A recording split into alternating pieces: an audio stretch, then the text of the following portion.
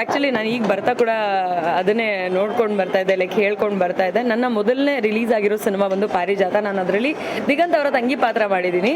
So ನನ್ನ first ಅದು ಒಂದು ಶೂಟ್ ಆಗಿದ್ದು ಇಲ್ಲೇ ಮೈಸೂರಿನಲ್ಲಿ. ಈಗ ಎಂಟ್ರಿ ಆಗಬೇಕಾದ್ರೆ ಅದನ್ನೇ ನೆನೆಸ್ಕೊಂಡು ಬರ್ತಾ ಇದ್ದೆ, ನಾನು ಇಲ್ಲೇ ಅಲ್ವಾ ಫಸ್ಟ್ ಶೂಟ್ ಮಾಡಿದ್ದು ನಾನು ಅನ್ನೋ ರೀತಿಯಲ್ಲಿ. ತುಂಬ ಒಳ್ಳೆ ಎಕ್ಸ್ಪೀರಿಯನ್ಸ್ ನನಗೆ ಮೈಸೂರಿನಲ್ಲಿ ಆಗಿರೋ ಅಂಥದ್ದು. ಆ್ಯಂಡ್ ನನಗೆ ಮೈಸೂರು ಪಾಕ್ ಅಂದರೆ ತುಂಬ ಇಷ್ಟ. ಸೊ ಹುಡ್ಕೊಂಡು ಹೋಗಿ ಮೈಸೂರು ಪಾಕ್ನ ತಿಂತಿದ್ದೆ. ಆ್ಯಂಡ್ ಇಲ್ಲಿ ಸ್ಪೆಷಲಾಗಿ ಮೈಸೂರಿಗೆ ನಾನು ಬರ್ತಾ ಇದ್ದಿದ್ದೆ ನಾನು ಮೈಸೂರು ಪಾಕ್ ತಿನ್ನಬೇಕು ಅಂತ. ಹುಡ್ಕೊಂಡು ಬಂದು ತಿಂದಂಥ ಎಕ್ಸ್ಪೀರಿಯನ್ಸ್ ಕೂಡ ಇದೆ ನನಗೆ. So I love the food year, especially Mysuru Pak ಹಾಗೂ ಹನುಮಂತು ಪಲಾವ್.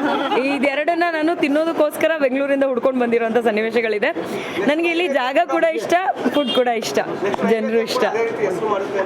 ನೆಕ್ಸ್ಟ್ ನೈವೇದ್ಯ ಹೋಟೆಲ್ ಕೂಡ ಹೋಟೆಲ್ ಹನುಮಂತು ಗುರು ಸ್ವೀಟ್ಸ್ ಈ ಥರ ಕೂಡ ಫೇಮಸ್ ಆಗುತ್ತೆ. ನಮ್ಮ ಎಫರ್ಟ್ ಯಾವಾಗ್ಲೂ ಇರುತ್ತೆ. ಬಟ್ ಇವಾಗಿರೋ ಕಾಂಪಿಟೇಷನ್ ವರ್ಲ್ಡಲ್ಲಿ ಅವಾಗ ನೀವೇನು ಈ ಹೆಸರುಗಳನ್ನ ಹೇಳ್ತಿದ್ದೀರಾ, ತುಂಬ ಕಡಿಮೆ ಕಾಂಪಿಟೇಷನ್ ಇದ್ದಂಥ ಸಮಯದಲ್ಲಿ ಹೆಸರು ಮಾಡಿದಂಥ ಕೆಲವು ಔಟ್ಲೆಟ್ಗಳಂತ ಹೇಳ್ಬೋದು. ಈಗಿರೋ ಕಾಂಪಿಟೇಷನ್ನಲ್ಲಿ ಮೊದಲು ಇದೇ ರೀತಿಯಾಗಿ ನಾವು ಮೀಡಿಯಾದವ್ರನ್ನೆಲ್ಲ ಮೀಟ್ ಮಾಡ್ತಿರ್ಲಿಲ್ಲ ಯಾವುದಾದ್ರೂ ಹೋಟೆಲ್ ಓಪನಿಂಗ್ ಇತ್ತು ಅಂತಂದರೆ. ಬಟ್ ಈಗ ಹೋಟೆಲ್ ಓಪನಿಂಗ್ ಅಂತಂದರೆ ಎಲ್ಲ ಮೀಡಿಯಾದವರು ಇದ್ದೀರಾ, ನಿಮ್ಮೆಲ್ಲರೂ ಪ್ರೀತಿ ಸಿಗ್ತಾ ಇದೆ. ಸೊ ಅದು ನಿಮ್ಮೆಲ್ಲರೂ ಪ್ರೀತಿ ಸಹಕಾರ ಇದ್ದರೆ ನೈವೇದ್ಯ ವೆಜ್ ಕೂಡ ಅಷ್ಟೇ ಒಳ್ಳೆ ಹೆಸರು ಮಾಡುತ್ತೆ. ಅದಕ್ಕಿಂತ ಹೆಚ್ಚು ಮಾಡಿದ್ರು ಮಾಡ್ಬೋದು. ಪ್ರೇಮಿಗಳ ದಿನಾಚರಣೆ ಏನು ಹೇಳ್ತೀರಾ?